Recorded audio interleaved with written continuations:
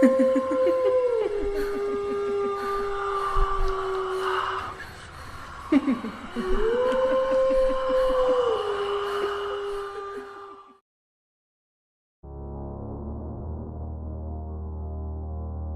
hello, my lovely lilies. Most people would agree that the internet has improved daily life. But the web has a dark side too. The rise of social media has led to a rise in creepy online stalkers. These real-life creepy stalker stories are absolutely chilling, and it's telling that so many of them begin with a seemingly innocent online meeting. If you're looking for an excuse to limit your internet time, these Reddit stalker tales will give you plenty of reasons to log off. They contain some of the most skin-crawling descriptions of stalking that you might ever read or listen to. From ex-boyfriends who just can't seem to take a hint, to strangers who lovingly pen pal poems to the objects of their obsessions. This video has it all.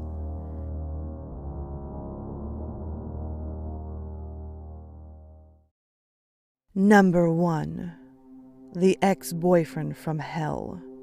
From Reddit user, The Shameful Pickle. A high school boyfriend. I, a senior, split up with him, the junior. He was already controlling, judgmental, and abusive. I was moving on to college at the local university anyway. When he went frickin' crazy, I mean, lost his mind frickin' crazy. He began by threatening messages, about 200 a day, phone calls, showing up during my classes, showing up at my house. He broke into my car and sat in the back seat. My best friend and I had gone to the movies. We came out and I was going to drop her off at home, and she noticed a huge mark on the passenger side of the car. She looked in the back seat, and there he was lying on the floor trying to hide. So I bought a new car and new plates. He broke into my dorm room. I then left the dorms because I felt unsafe. I moved into an apartment not far from the college campus with 2 female roommates. He found out where I was living and broke in there too while I was in the shower. I told him to get the F out, and he came after me with a knife. I had to call the cops and lock myself in the bathroom.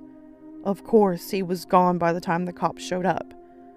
I was dating a newer guy who was an absolute gentleman, and I warned him about the ex-boyfriend.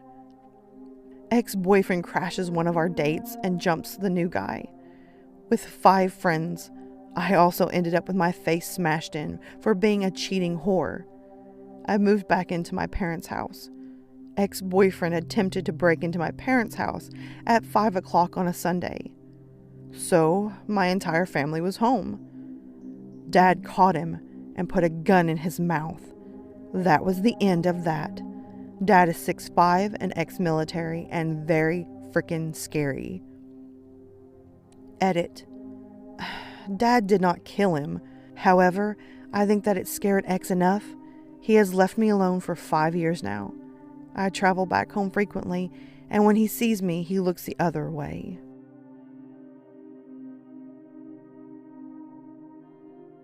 Number 2. Why aren't you online? From Redditor, The Night Battles. This happened to me during my first year of university in October. I was living in the dorms, and I need to give you a brief rundown of the dorms. You need a keycard to gain access to your specific floor. So even though someone on the 3rd floor and the 4th floor live in the same building, they cannot access each other's floors. I had injured myself playing sports, so I was under strict orders to rest, which meant no Halloween parties for me. Pretty sad for a horror fiend like myself. But to try and make the time a little happier, I busied myself helping to make costumes for people and doing their makeup. Once I was finally finished, I packed up my makeup and decided to watch some movies in my room, when a guy popped up and introduced himself. We chatted a bit and exchanged email addresses, and I walked back to my room and said goodnight. The first warning sign was when he walked into my room behind me, despite me saying I was going to walk into my room.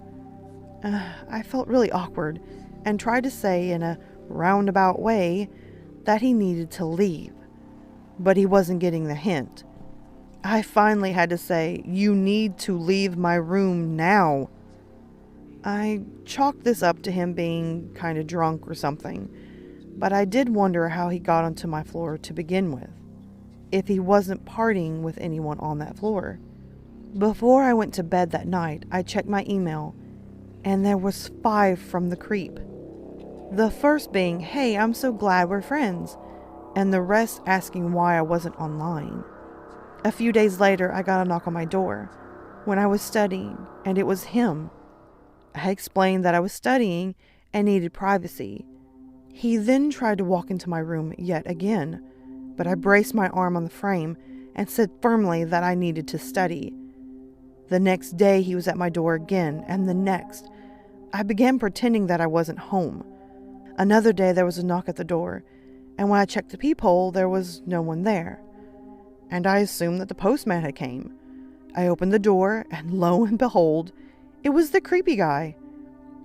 He has begun hiding from the peephole, so I would be more likely to answer the door. I told my roommate never to open the door if he was there, and I told people living on our floor that this guy was beginning to creep me out. Whatever sob story he was giving them, please don't let him in. A few days after that, I was on the bus coming home, and I got a text from someone who lived on my floor telling me not to come home because creep was on my floor and was sitting in front of my door, just waiting. I went to a friend's house and spent the night. When I got home, I was told he waited for 4 hours before leaving. At this point, I was getting freaked out. A few days after that, he began waiting outside the building, and if I left, he would follow me wherever I went. I was too spineless to tell him to go away, and I tried to be more passive about it. I never spoke. I never gave him any indication I was paying attention, but he followed me to class, the cafeteria, and always tried to follow me home and get access to the floor. I went to the resident advisor, an older student that sort of watches over the floor, and told her about what happened. She spoke to the RA for his floor and was told that the creep had been telling his own RA that we were best friends and dating. My RA tried to explain that I was uncomfortable, but the RA believed him, and that was that. Thankfully, one thing did deter him. He would never approach me if I was with a group of people. So my floor mates banded together. If I went to dinner, I went with my floor, and if I wanted a drink or seconds, someone had to come with me. Walking to class and even waiting for the bus was done in a group. He got onto my floor once when someone else was coming home, and he forced his foot in the door and let himself in. I was hidden in another room, and when he left my door to go and sit in the television lounge to wait for me, I went upstairs and ran around to the other side of the building and got into my room before he noticed. Then the phone calls began. I never gave him my number, but he somehow obtained my mobile and room phone. And at first it would be 1 to 2 phone calls a day until I told him I wanted him to leave me alone. Then the calls began coming in every hour, with him begging and pleading for me to talk to him. Without caller ID, I needed to answer the phone because of school and my part-time job. At this point, it was November and I was a wreck. I was so tired of having to plan out doing simple things like going for food or walking to a bus stop. Stress wasn't helping me recover from my injury, and I was losing weight, and I just looked sickly. I went back to the RA and begged her to help me. She went to the head of the dorms and explained everything that had happened. I explained how far this had gone, and my roommate told them that he had followed her a few times, demanding she tell him where I was. I felt awful. She never told me this because she was afraid of upsetting me further. I felt like such a horrible friend for putting her through this garbage. I don't know what went on behind closed doors. From what I guess, He was told to leave me alone, and any further contact would result in him being kicked out of the dorms. There was one email where he went insane on me, telling me how awful I was. How could I do this to him? We were so happy together. Surely I was cheating on him with another man. After that, nothing. At first, when I'd see him around campus, I would run to the women's toilets to hide. I see him around town or on campus, and he always just stares at me. Never tried to approach me, never tried to get my attention, just staring. I used to walk by and try to pretend I didn't notice him staring, and I'd try to act like my heart wasn't pounding.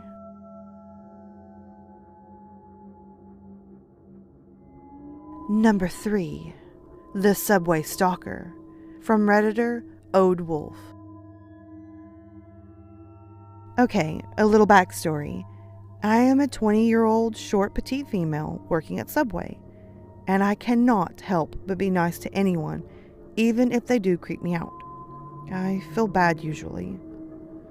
About a year ago, we had this guy. He was, I don't know, maybe 35, 40 years old, who would come in every day for lunch. He was fascinated by my stretched ears and few piercings I had on my face, and always asked questions. He would sit down after I rang him out and would watch me from his table for 2 hours non-stop, just staring at me while I helped other customers. This went on for about 2 weeks.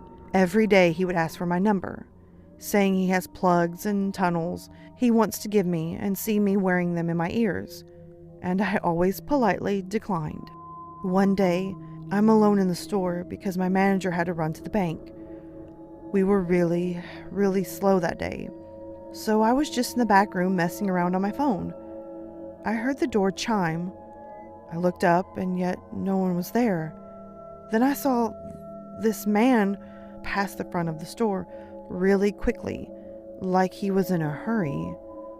The store phone rings. Me. Thanks for calling Subway. How can I help you? Him. This is the girl with the nice ears, right? Me. Yes? Who is this? Him. Are you alone in the back room right now? Are you working by yourself? At this point, I really got creeped out, and I knew it was him. I hung up and texted my manager the situation so she would hurry back. He called again, this time asking me very weird questions, like what I would do with him in a room if the door was locked, if I had a boyfriend, why was I playing hard to get, etc. My manager gets back and I tell her everything. In the middle of the lunch rush, he calls again. This time my manager answers, and to this day she never told me what he said, but the look on her face made my spine shiver. She told him if he called again or showed up here, she would call the police. I thought that was the end of it, but at last I was wrong. 1 week later, I'm clocking out and getting ready to walk to my car parked in the front. When I look outside, I see him standing by my car and looking inside of it. I was such an idiot. I left the back door unlocked. I watched him crawl inside and shut the door. The creep was trying to hide in my frickin' back seat and do God only knows what to me when I got in. My manager locked the front door of our store and called the police. When they arrived, they had to pretty much drag him out of my car, and he was arrested. On him was a butcher knife, a rope, and a rag with chloroform on it. If I hadn't looked up when I did, I would probably be dead right now.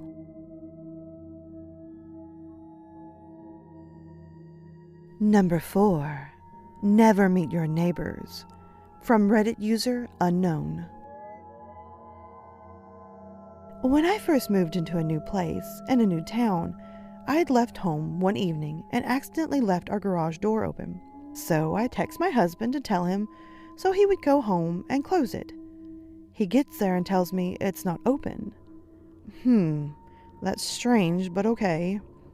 The next day, I'm taking my trash out and my neighbor was outside. He introduced himself and told me that the night before he noticed me leaving, I left the garage door open, so he went inside and closed it and let himself out through the front door. Only locked the doorknob. Then he sent me a Facebook friend request. I'm assuming he looked at my mail on my counter and found out my full name. After this, he wrote me poems and taped them to my door, left gifts on the front porch, made crazy Facebook posts about a woman he was in love with who was forbidden because I'm married. One Saturday night, I came home really late, and I was finishing my cigarette outside of my garage before going in. He was sitting outside in a chair, blistering drunk. He approached me and started talking about someone named George. I had no idea what he was going on about, and I was confused. I asked him if he had company. He walked into the garage and came out with a box containing George. George was his stepdad, and he was dead. The ashes were in the box. He caught wind of a trip I was going on via Facebook and invited himself along. I politely explained that I'm married, and all of this wacky behavior was unacceptable. A few days later, I had gone on a walk with my husband, and we left through the garage, leaving the door open. He messaged me on Facebook and told me he left a gift for me in my garage. When I got back, I found a bunch of camping gear inside a giant Easter egg. After I got back from the trip, he showed up at our door at midnight, drunk, and banging on the door. We had no choice. We moved.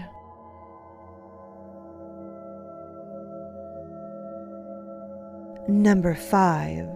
When stalking becomes verbal abuse. From Redditor, Singular Potato.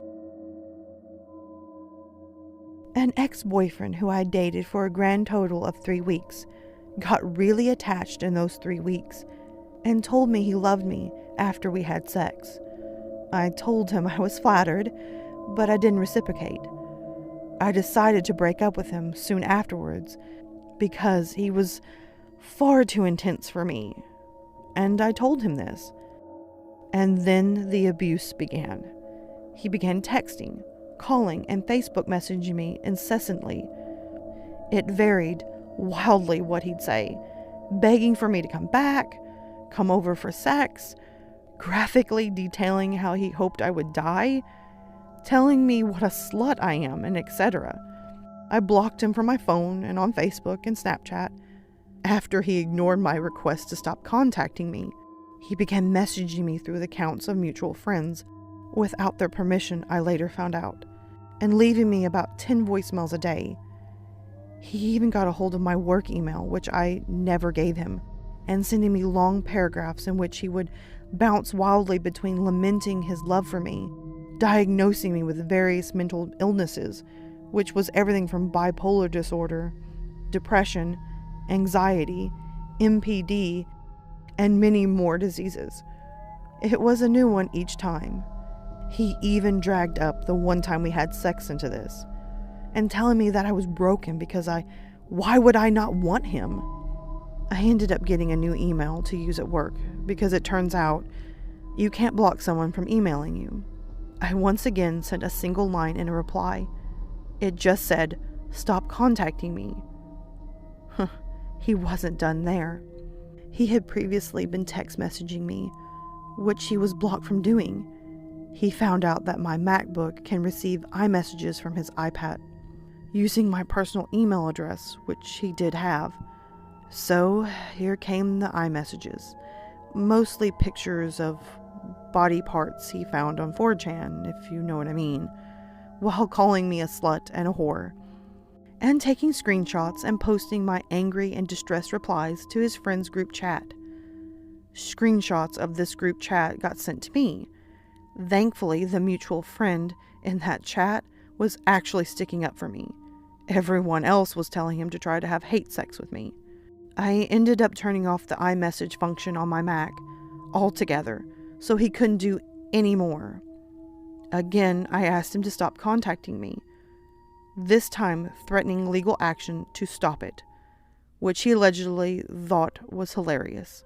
I ended up going to the police, and they gave him a call, telling him that they knew what was going on and that stalking charges would be pressed if he kept going.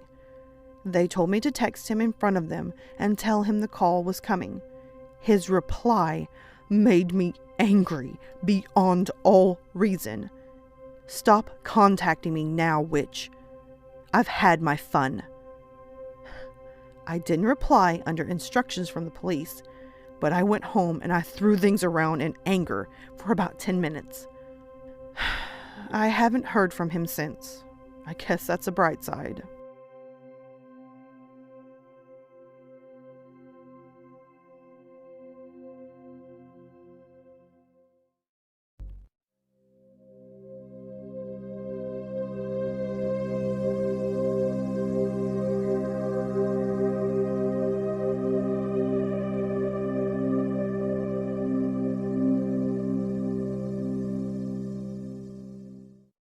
Alright, my lovely lilies, thank you so much for watching the new video. If you can, hit that subscribe and like button, comment below and tell me your thoughts. Also, don't forget to tap the little notification bell so you're always in the know on this channel. As well, guys, you can always find me on Twitter, Instagram, Snapchat, and always you can hit me up in my emails. Feel free to send me your stories, whether they're fiction or totally true. I'm always up for some great stories. And oh, by the way, until next time, sweet dreams.